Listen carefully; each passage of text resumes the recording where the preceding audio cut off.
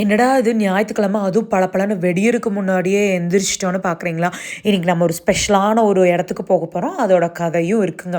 So வந்துட்டு காலையிலேயே வந்துட்டு எந்திரிச்சதையும் குளிச்சு கிளம்பிட்டு கொஞ்சம் துணி காய போடுறது இருந்தது அதையும் பண்ணிவிட்டு மாவையும் அரைச்சி வச்சாச்சு. ஸோ கேப் புக் பண்ணியிருந்தவங்க இங்கேருந்து அந்த இடம் கொஞ்சம் தூரம். அதனால தான் கேபில் போயிட்டுருக்கோம்.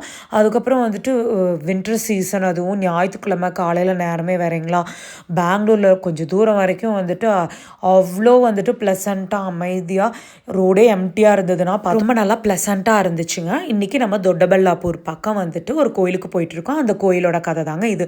காட்டின்னு ஒரு ஊர் இருந்துச்சுங்களா, அங்கே நல்லா மலைகளோடவும் நல்லா பசுமையாகவும் ரொம்ப அமைதியாகவும் இருந்துச்சுங்களாம். ஒரு முருகர் சாமி ஒரு பெரிய அசுரனை வந்துட்டு வின் பண்ணிவிட்டு சரி நம்ம கொஞ்சம் ரெஸ்ட் எடுக்கலாம்னு சொல்லிட்டு அந்த இடத்துக்கு வந்தாருங்களாம். அந்த இடம் ரொம்ப பிடிச்சி போய் அங்கேயே வந்துட்டு ரொம்ப ஆழ்ந்த தியானத்தில் உட்காந்துட்டாருங்களாம். அப்போது அவர் யாரும் டிஸ்டர்ப் பண்ணக்கூடாது, அவருக்கு பாதுகாப்பாக இருக்கணும்னு சொல்லிட்டு நம்ம நரசிம்மர் சாமி அவருக்கு பின்னாடி வந்து நின்றுட்டுருந்தாருங்களாம். அப்போ தான் ஒரு அதிசயம் நடந்ததுன்னு சொல்கிறாங்க. பூமியிலிருந்தே வந்துட்டு ஒரு கல் வந்துச்சுங்களாம். முன்னாடி வந்துட்டு முருகர் சாமியாகவும் பின்னாடி வந்துட்டு நரசிம்மர் சாமியாகவும் ஒரே கல்லில் தெரிஞ்சாருங்களாம்.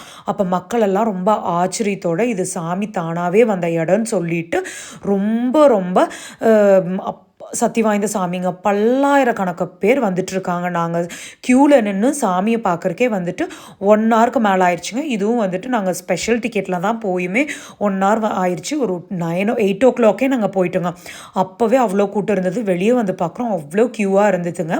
அங்கேயே வந்துட்டு அன்னதானமும் போட்டாங்க. காலையில் வந்துட்டு கார பொங்கலும் இனிப்பு பொங்கலும் போட்டாங்க. ஸ்டீல் தட்டத்தில் தான் கொடுக்குறாங்க. எவ்வளோ வேணாலும் சாப்பிட்டுக்கலாம். நம்ம சாப்பிட்டு நம்மளே அந்த தட்டத்தை கழுவிட்டு பக்கத்துலேயே சுடுதண்ணி வச்சுருக்காங்க, அதில் முக்கி அந்த ஸ்டாண்டில் வச்சிடலாம். அப்புறம் நாங்கள் வர வழியில் தாங்க வந்துட்டு மத்தியானத்தில் அந்த சாப்பாடு செந்தூருக்கு போயிட்டு சாப்பிட்டு வந்தோம். இந்த வீடியோ பிடிச்சிருந்துச்சுன்னா பசு விலாக்ஸ்க்கு சப்ஸ்கிரைப் பண்ணிக்கோங்க. தேங்க்யூ.